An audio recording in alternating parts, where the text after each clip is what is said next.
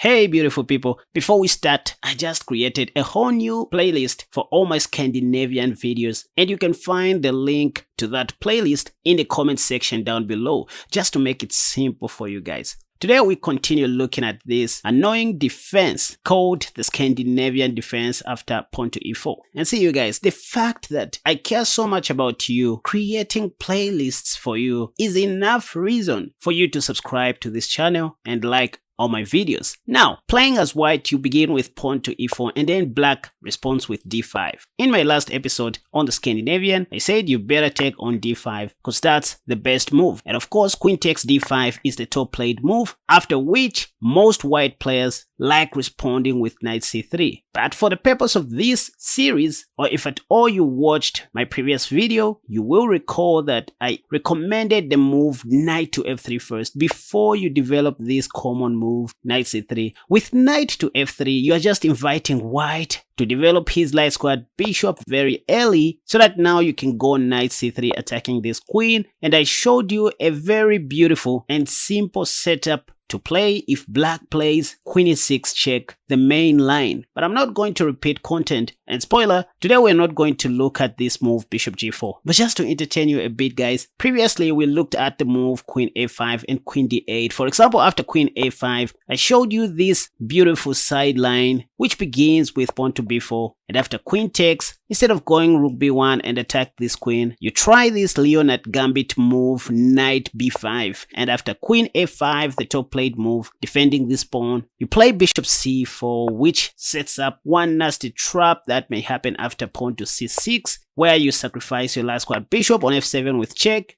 And after king takes, you simply go knight e5 check, and once black's king goes back, that's when you take the light squared bishop. Worse off, if black takes your b knight with his queen, that'll be mate in one. Another one before I show you something new for today. Instead of queen a5 back on move 4, we also looked at this move queen d8, where you can develop your light squared bishop once again, so that in case black plays the most natural looking move knight to f6, these are just simple traps you guys to warm you up. You simply go knight e5 once again, sacrificing your queen, and surprisingly enough, the top played move here is bishop takes d1, which loses the game on the spot due to bishop takes f7 checkmate. And those are just some of the interesting traps that I covered in my previous video. I just wanted to remind you and warm you up for today. So this is our initial position. Instead of playing knight c3 back on move 3, again I advise you play knight to f3, not attacking your enemy's queen first. And now in today's video, instead of bishop g4, we're going to look at other moves. For example, the top played move in the Lichess database, as you can see with your own eyeballs, is queen d8. And this is a bit different because here white's bishop is not on g4. Again, I consider this to be a zero move, as it gives you enough time to develop your light squared bishop on the most active square. And what you're doing with this bishop really is that you are waiting for black to blunder with this move, because most amateur players like pinning knights. The moment you see bishop g4, just know that it's game over, because now instead of sacrificing your bishop on f7 first, you can even play knight e5 here, again sacrificing your queen. And once again, as we see in the Lichess database, bishop takes d1 is the top played move. Guys, most of your opponents won't see this checkmate, I swear upon my elbows or upon my stomach. Anyway, hopefully you won't see that happening. Nobody is going to play bishop g4 in this position. The top played move here is knight to f6 in the Lichess database, but even against this, you can still wait for this move. Maybe they are going to play it. So once again, remember our plan. At best, we always want to castle long in the Scandinavian defense, because after all, black wants to do the same. So here you can just go knight to c3 once again. And this move is kind of a prophylactic move, by the way, waiting for black to make this same mistake. Once again, if you see this move, just know the game is over, because you can just go knight to e5. And if bishop takes queen, again you have bishop takes f7 checkmate. And this time, if they play bishop e6, a logical move, you can just take that bishop, so that after f takes, now you simply go queen f3. If black plays pawn to c6, the thing is you are ahead in development, and here you can literally do anything you want, even changing your strategy like castling short, because nothing wrong with this, by the way. Enough of these bishop g4 lines. Again, we are looking at the move queen d8. What did I say? This is where you develop bishop c4, just testing your opponent's knowledge. Again, if they play knight to f6, the top played move, which looks logical, you simply develop your other knight, waiting for this blunder to happen, which I guess is not going to happen most of the times, because the top played move here is pawn to e6, because black realized that you are targeting his weak f7 pawn. So after this move, you know what? You can now choose what you want to do between pawn to d3 and d4. But d4 is more aggressive, honestly speaking, because you just want to go d5 next and open up the center. That's the target. So say black plays the top played move, bishop e7. And now this is when you can cast a shot if you want. But if you want to be more tactical, try this move, guys. Knight g5. Why knight g5? You're provoking this weakness, pawn to h6. Again, this knight g5 move sets up a little trap that may occur if black carelessly plays knight bd7. So noticing that black's light squared bishop is no longer eyeballing the e6 pawn, this is when you can surprise your opponent by taking, sacrificing your bishop on e6, and if they carelessly take back, guess what? Their queen is dead. Just like that. Sometimes we also capture the g7 pawn. Anyway, so instead of knight bd7, after you play knight g5, say black plays pawn to h6. First of all, it's not a sheer waste of time to retreat your knight, but in this position, the move that I like even more is knight ge4. Not the best thing in this world, but I'm just a fan of simplification, to be honest. And black shouldn't do this, by the way. So instead of knight takes e5, after you play knight ge4, the move you're going to see from time to time is castle short. And of course, if you want to keep everything equal, you can just castle short. But speaking of my elbow ways, or our main plan of castling long and start attacking on the king side like this, you can simply develop your bishop first, and then if they take, you take back, play pawn to c3, queen f3, and castle long. In the near future, you play pawn to g4. That's a clear attacking plan I'm giving you guys. And sometimes if they support their king's knight with their queen's knight, which they like doing, you have an option to castle short or just go queen d2. I'm giving you many options so that I don't encourage you to memorize moves. You can literally do anything that makes sense in the Scandinavian as long as you ensure that you are ahead in development.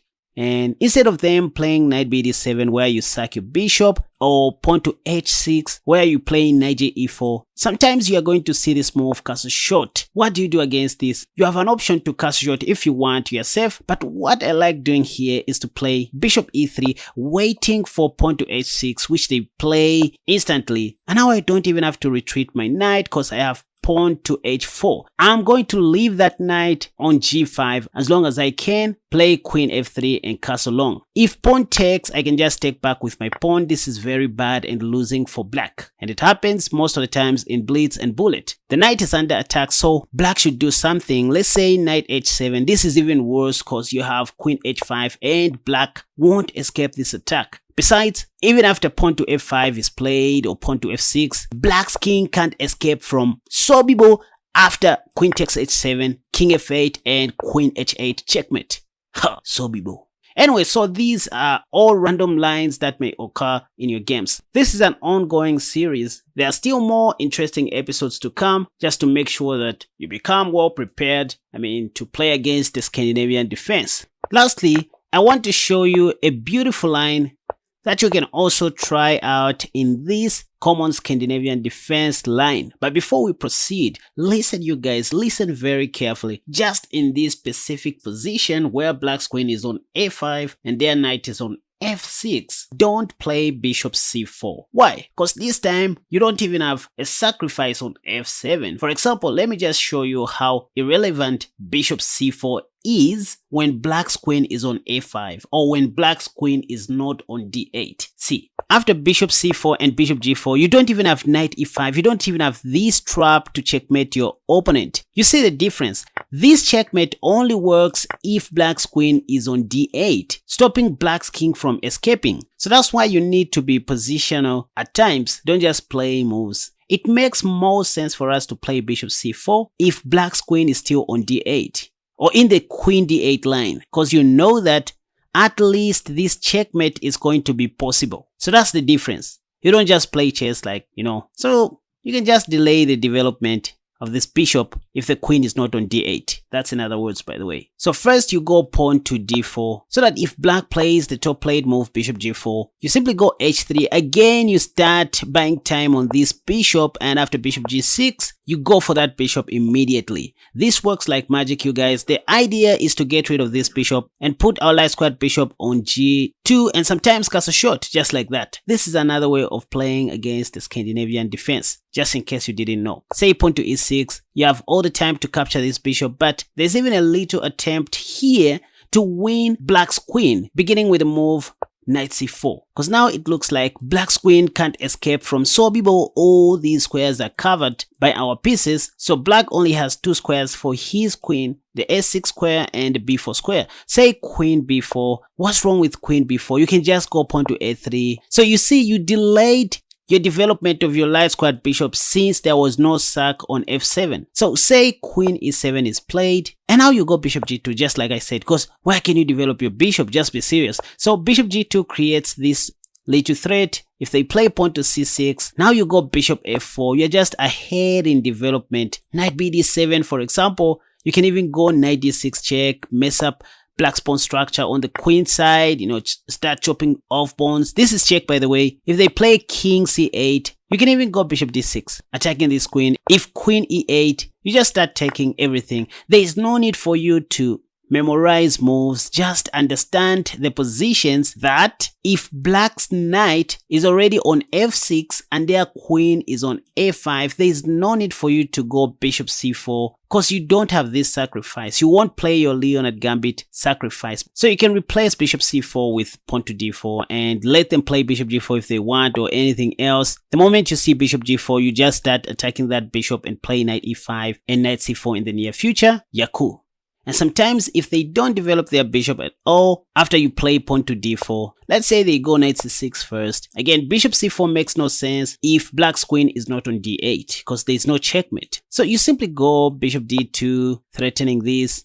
And if pawn to e6, you go knight b5, just finding ways to trap your opponent's queen. Let's say queen b6, and then you go pawn to c4. See, they can't even take because our pawn is defended twice. If pawn to a6 is played, you simply have pawn to c5. That's all. And black's queen is trapped. So that's how you play against the Scandinavian defense if the queen is not on d8. Again, instead of knight c6, let's say black plays pawn to e6. You can just go bishop d2 once again. You just want to find a way to trap your opponent's queen. Again, if they play queen b6 in this position, here you can even play bishop c4. Say, what's the difference? You're just developing a piece. And this comes with a trap, by the way. If black takes on b2, which is the top played move, you just go knight b5. That's another trap, by the way. So I'm not saying bishop c4 is bad. I'm just saying bishop c4 makes more sense if black's queen is still on d8. But in this case, black's queen again is almost trapped, and we are also threatening to take on c7. It only takes one bad move like knight a6 for us to trap that queen like that. So what have you learned today? After e4, d5, pawn takes, queen takes, knight f3, knight f6, and knight c3.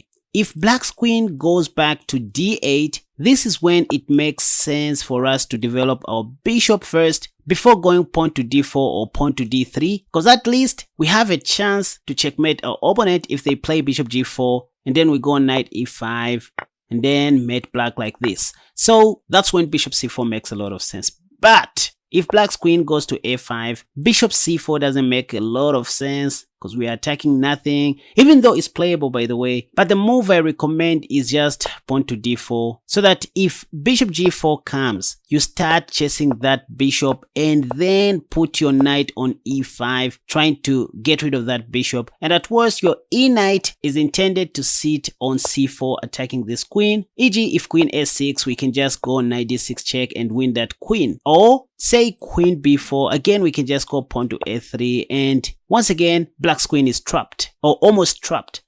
Or if they don't play knight c6, and say they play pawn to e6 here. Again, we have knight c4 trying to trap that queen, and we saw what happens if queen b4 is played. If queen s6, we can just try to continue putting some pressure. If queen c6 in this position, attacking our rook. I even like playing this move, knight d6 check, because if bishop takes, I have bishop b5. Yes, not the best thing that you can do because you are losing 2 pieces for a queen, but well, you still have your 2 rooks and this dog which can jump all over the board with a favorable pawn structure. I mean, you can play this. So just keep these 2 strategies in your mind. Pawn to g4, knight e5, and knight c4. So that's the lesson for today. Hope you enjoyed this video. Again, be sure to hit the like button and subscribe. See you next time. And hey, follow me on Patreon where I post other long form videos and my other premium content. I won't get tired of saying this because I have big plans, big ideas for my Patreon page coming in the near future. Right, with this being said, have a wonderful day. Bye bye.